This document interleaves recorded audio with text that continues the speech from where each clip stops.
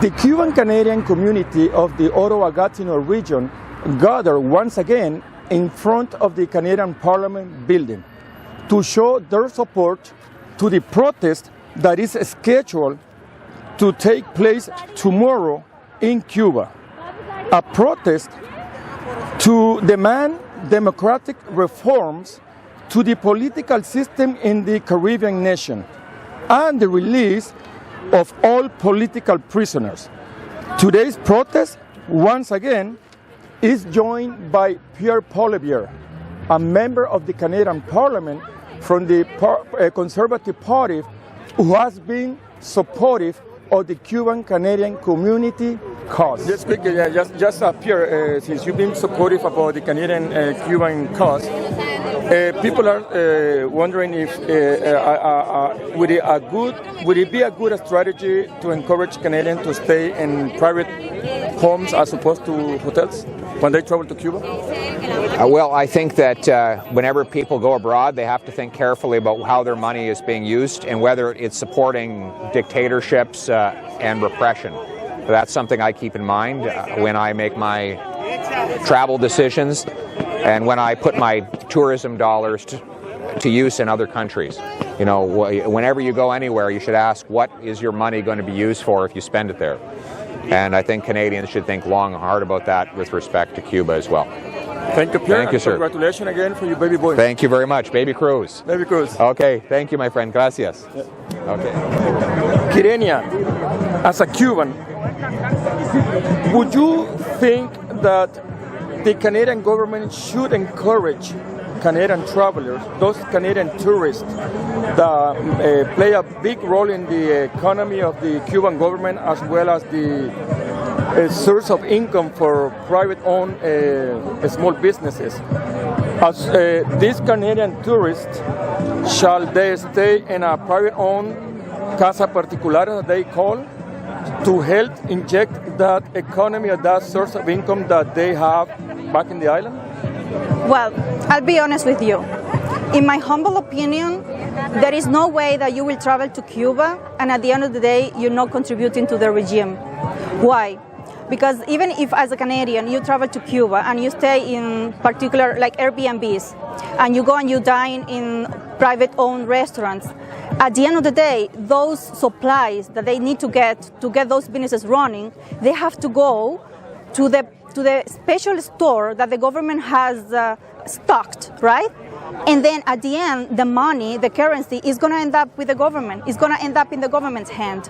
So, in my humble opinion, I would recommend that they do not travel to the island because they're going to be contributing to the regime nevertheless. However, I do understand that there are some people that have family back home, like myself. I do understand that there are some Canadians that are super lovely and they have enough friends in Cuba and they want to go and help friends. They want to bring medicine, they want to be personal protective equipment, they want to help their friends, their families.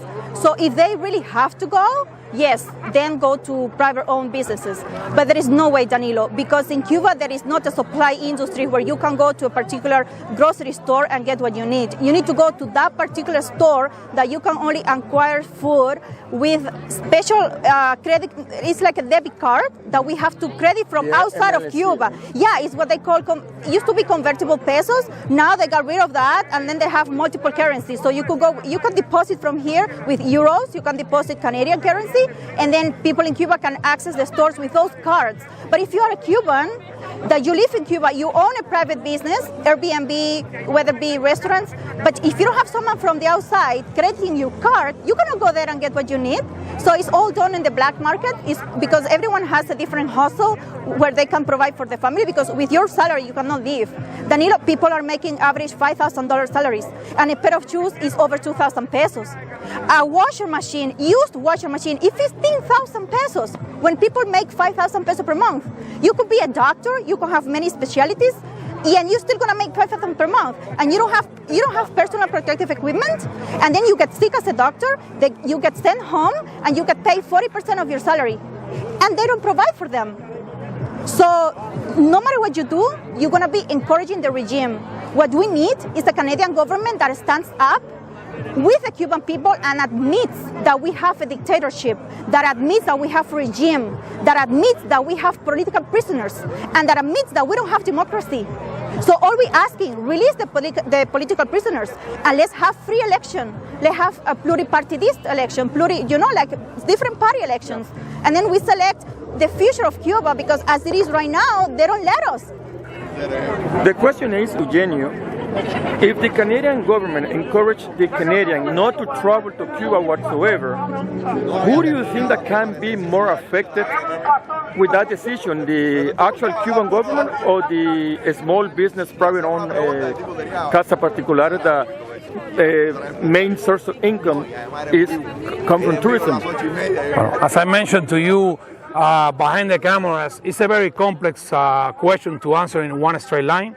I can tell you that if Canadians don't go to Cuba, they are going to be affecting somehow, and some of those private owners of B&Bs, yes, they are going to be affecting them. Yeah, but what also happened is like most of the Canadian government, most of the Canadian money that goes to Cuba goes to the hotels, which management is in the hands of the government, in the military coup, that they don't pass that money properly to the rest of the Cubans. That's a conflict that we have right now. That's why people are advocating to say no travel to Cuba, because most of the money don't reach the hands of the Cuban, the proper services, the system that really had to help Cubans to be living better. That's what happened with this question.